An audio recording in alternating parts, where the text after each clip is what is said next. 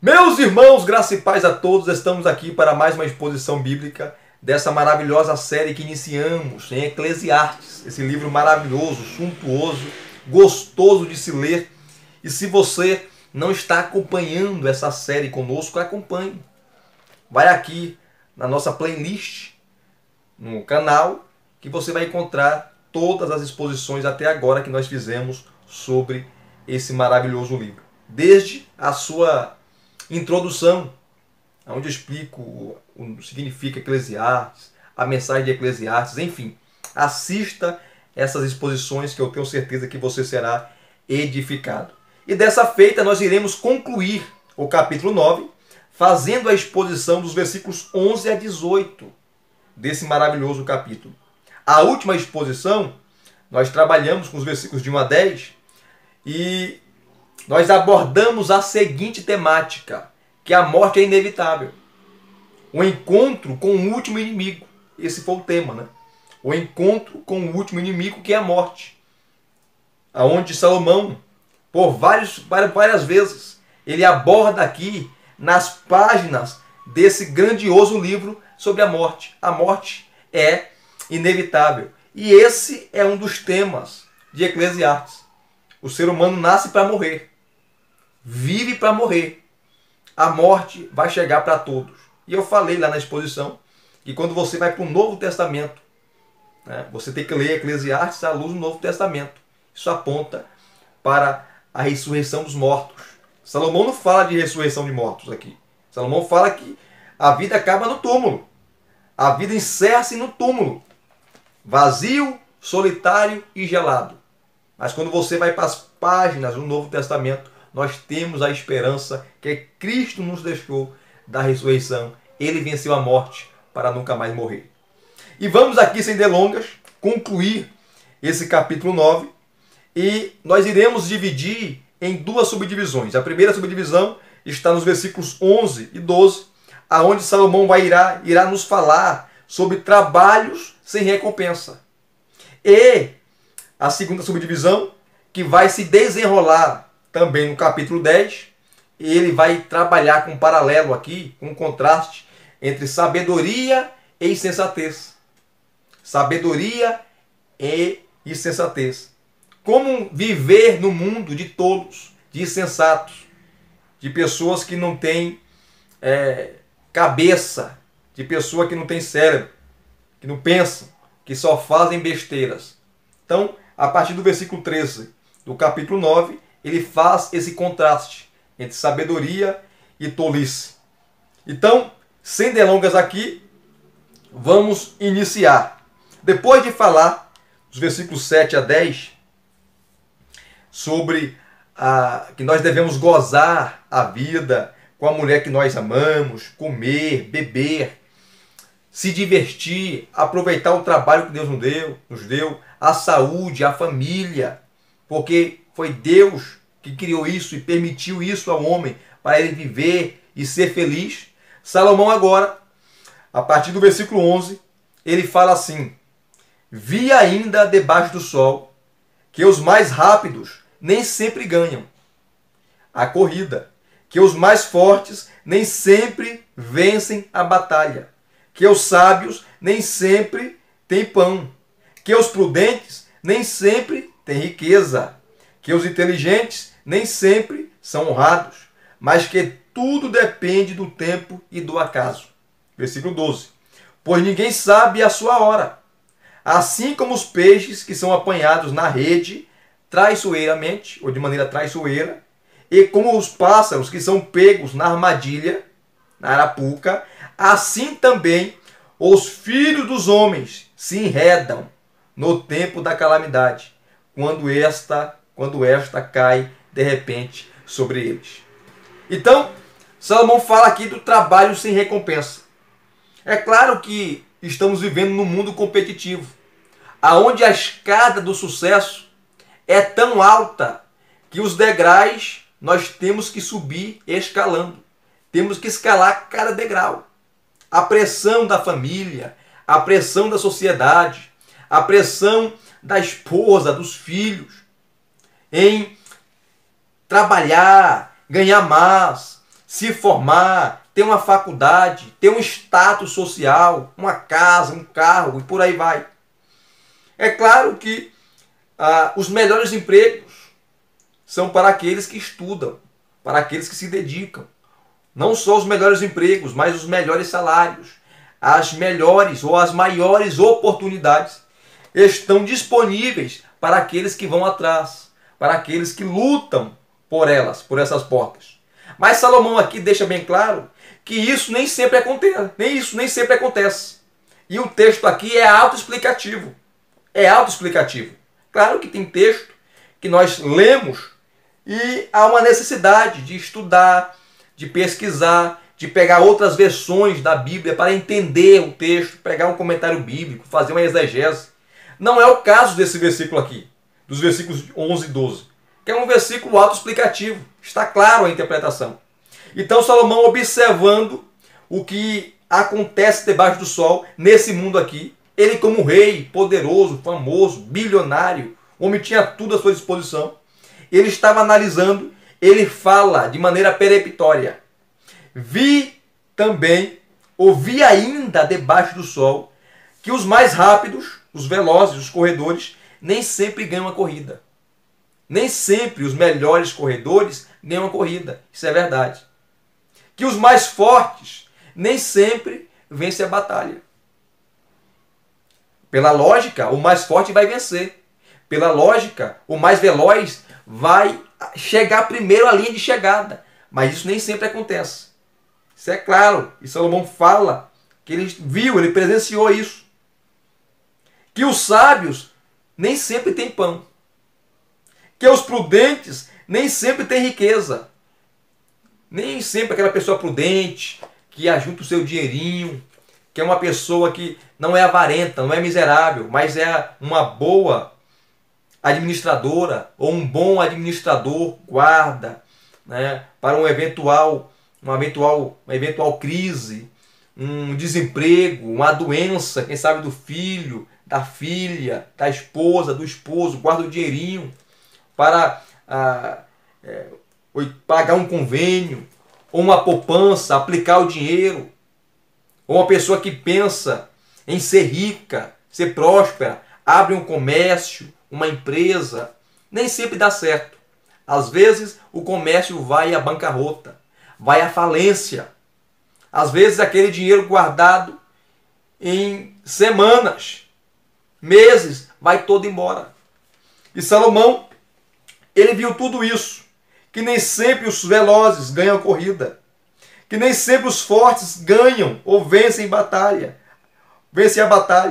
que os sábios nem sempre têm pão, os prudentes nem sempre enriquecem, têm riqueza, que os inteligentes nem sempre são honrados, às vezes esquecidos. Mas tudo depende do tempo e do acaso. O tema aqui, acaso, que Salomão está falando, é da sorte. Já viu aquela expressão, fulano é sortudo? Fulano, ele nasceu com uma estrela com um X na testa. Tudo que ele faz dá certo. Tem gente que não teve estudo, é analfabeto, não sabe ler, não sabe escrever, mas venceu na vida. São pessoas bem-sucedidas. Aí você olha e fala, rapaz, o camarada ali, ele tem sorte, ele é sortudo. Ele conseguiu vencer na vida. Sem estudo, sem nada. Eu estou aqui, estudei, ralei, tenho 2, 3 faculdades, tenho um pós-graduação, tenho um PhD, tenho um doutorado, e não consegui as oportunidades que esse camarada que não teve acesso à informação, a estudo, não tem faculdade, não tem nada, conseguiu. Então é um sortudo. É um sortudo. É claro que esse termo acaso aqui, se não falar do acaso, a sorte, aparece no contexto. Você tem que entender a mensagem do livro da vida debaixo do sol. Ele está analisando. Porque nós, como crentes em Cristo, não tem sorte, não tem acaso. Não existe acaso. Porque Deus é soberano. Tudo acontece se Ele permitir. Tudo acontece se Ele deixar. Tudo acontece por permissão dEle. Porque as mínimas coisas Ele controla. Até Jesus fala, né, que os fios dos cabelos da nossa cabeça estão contados. Deus, Ele controla tudo, nos mínimos detalhes, porque Ele é soberano. Então, o crente não tem acaso, não tem sorte, não tem sortudo, não tem medalhão. Então, Salomão, ele deixa bem claro aqui, no versículo 11, que nem sempre os melhores vencem.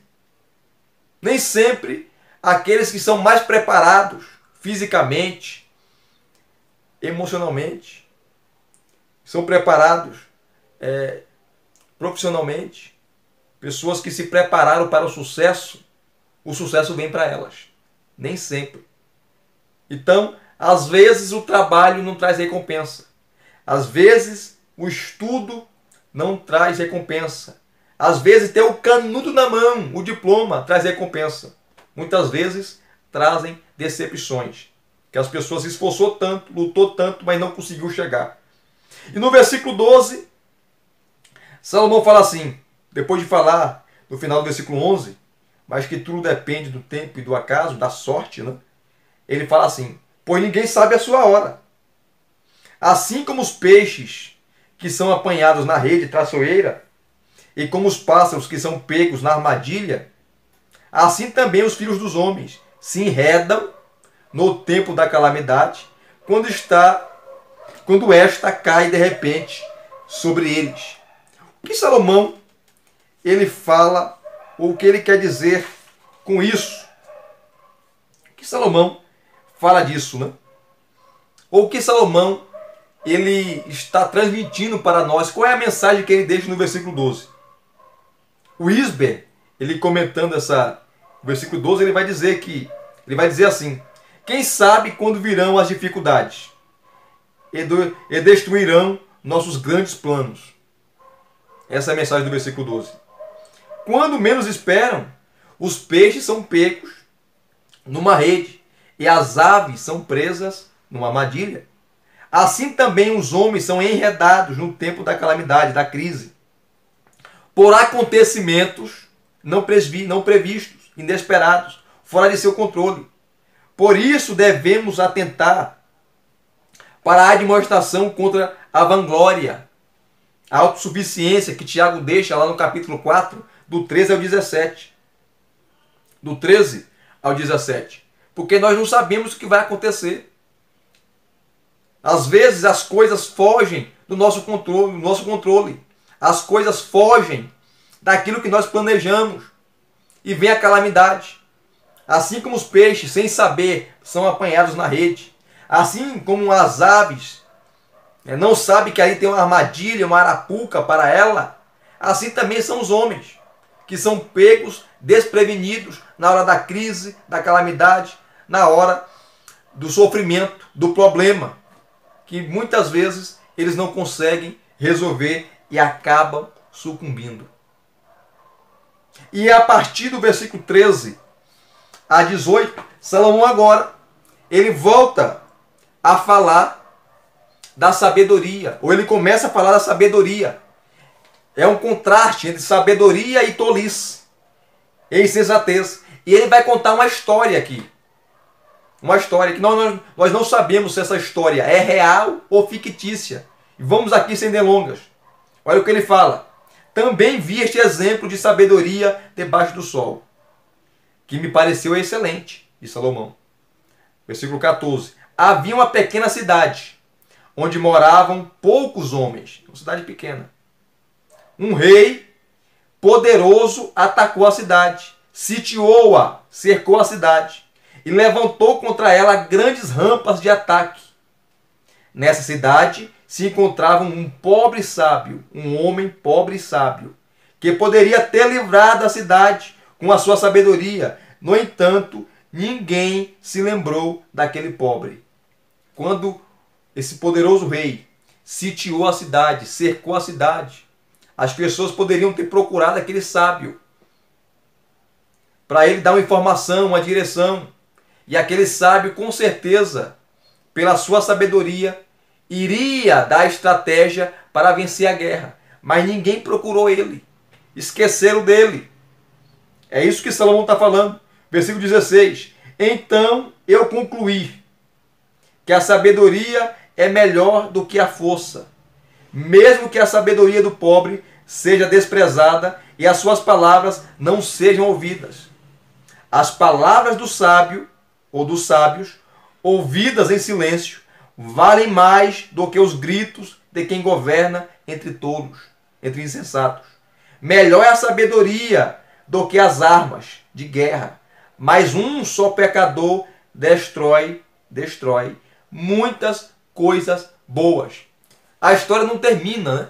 Salomão não fala o que aconteceu na cidade, ou com a cidade, mas possivelmente ela foi destruída, porque o sábio não foi consultado. Qual é o contraste aqui? Qual é a mensagem desta história? É que a sabedoria é mais importante do que as armas de guerra. A sabedoria é mais importante do que a carnificina. A sabedoria é mais importante do que a espada, do que a guerra, do que a luta, do que se degladiar, do que se matar. Essa é a mensagem que Salomão deixa bem claro aqui. O Wisber fala assim: não fica claro se de fato o sábio livrou a cidade ou se poderia tê-lo feito. E lhe foi pedido que o fizesse, mas ninguém lhe deu ouvidos. Ao meu ver, diz o Wisber, eu concordo com ele, a segunda explicação parece mais apropriada, pois se encaixa melhor com os versículos 16 a 18. O texto hebraico permite a tradução poderia ter livrado, no versículo 15. A cidadezinha havia sido sitiada, cercada, e o sábio poderia tê-la livrado, mas ninguém prestou atenção a esse homem. O versículo 17, diz o Wisber, indica que um governante alardeador, fanfarrão, recebeu toda a atenção e conduziu o povo à derrota. O sábio falou calmamente e foi ignorado. Teve a oportunidade de chegar à grandeza, mas foi frustrado por um fanfarrão ignorante. Um só pecador, nesse caso o governante alardeador, destrói muitas coisas boas. Está no versículo 18. Essa é uma verdade ilustrada ao longo de todas as Escrituras. Começando com Adão e sua desobediência. Acã, que pecou e provocou a derrota do exército de Israel. Josué capítulo 7. O pecado de Davi, que trouxe uma série de problemas para Israel. 2 Samuel 24. E a revolta de Absalão, filho de Davi, provocou uma guerra civil. Davi teve que fugir e deixou o trono para Absalão. Uma vez que a morte é inevitável, esse é o contexto do capítulo 9. Uma vez que a morte é inevitável e a vida é imprevisível, o único rumo que podemos seguir com segurança é nos entregar inteiramente nas mãos de Deus. É nos entregar inteiramente nas mãos de Deus e andar pela fé de acordo com a sua palavra. Não vivemos de explicações, mas de promessas. Não dependemos da sorte, mas da obra providencial, da providência divina. Aleluia. Quando andamos pela fé, não precisamos temer nosso último inimigo, a morte, pois Jesus Cristo venceu a morte. Não temas, eu sou o primeiro e o último. É aquele que vive pelo século dos séculos e tem as chaves da morte e do inferno. Ele falou isso para João no capítulo 1, versículos 17 e 18 de Apocalipse. Pelo fato de Cristo estar vivo e de vivermos nele, não olhamos para a vida e dizemos, vaidade de vaidade, tudo é vaidade, porque nós temos a esperança em Cristo. Antes repetimos a certeza expressa pelo apóstolo Paulo, graças a Deus, que nos dá vitória por intermédio de nosso Senhor e Salvador Jesus Cristo. Portanto, meus amados irmãos, sede firmes e constantes, sempre abundantes na obra do Senhor, pois sabemos que nosso trabalho não é vão ao Senhor. O famoso texto de 1 Coríntios, capítulo 15, versículos 57 e 58. Vamos ser sábios, fazendo escolhas sábias, decisões sábias, e não com insensatez. Salomão conta essa história dessa cidade que foi cercada, sitiada, e se os habitantes da cidade, ou o governante daquela cidade, fosse consultar o sábio, aquele pobre sábio, a cidade seria poupada. Então, a sabedoria evita a guerra. A sabedoria evita catástrofes. A sabedoria evita brigas. A sabedoria evita partidarismo, divisões. Vamos ouvir quem de fato tem algo para falar, os sábios. Pessoas que têm uma palavra, uma resposta branda, no momento certo, na hora certa, e conseguem resolver um problema, uma situação. E esse desenrolar, esse contraste entre o sábio e o insensato, Salomão ele vai ainda falar no capítulo 10, todo o capítulo 10, onde ele vai falar dos políticos incompetentes, tolos e insensatos, e de pessoas que poderiam estar no poder governando, pessoas que têm capacidade, sendo subordinados desses insensatos, desses tolos, desses corruptos, desses despreparados, de pessoas incompetentes. E aqui nós terminamos essa exposição maravilhosa, aplicando para você, dizendo para você que nem sempre o melhor ganha, nem sempre o mais forte vence, nem sempre o corredor veloz ganha a corrida, nem sempre os inteligentes são honrados, nem sempre os prudentes são ricos, nem sempre. Salomão fala uma realidade. Nem sempre os melhores chegam na frente. Às vezes são pessoas que você jamais imaginava que ia chegar e chegou. E estão melhores do que eu e do que você. Mas os versículos 13 a 18 vão seguir o conselho de Salomão, que é o versículo 18. Melhor a sabedoria, melhor é a sabedoria do que as armas de guerra. Mas um só pecador destrói muitas coisas boas. Se aquela cidade poderia ser poupada, poderia ser guardada, poderia ser protegida, se ouvisse aquele sábio. Vamos ouvir quem de fato tem para falar. E a sabedoria está aqui, na palavra de Deus. Vamos ler a palavra de Deus, meditar na palavra de Deus, começar o ano lendo a palavra de Deus, porque aqui está o tesouro da sabedoria. E no Novo Testamento, quem é a sabedoria de Deus? É Cristo. Paulo escrevendo a carta aos Colossenses, no capítulo 2, e o versículo 3, Paulo vai falar que em Cristo estão escondidos todos os tesouros da sabedoria. Quer sabedoria para a sua vida familiar, conjugal, espiritual, profissional? Vai a Cristo, porque nele estão escondidos todos os tesouros da sabedoria. Muito obrigado, mais uma vez,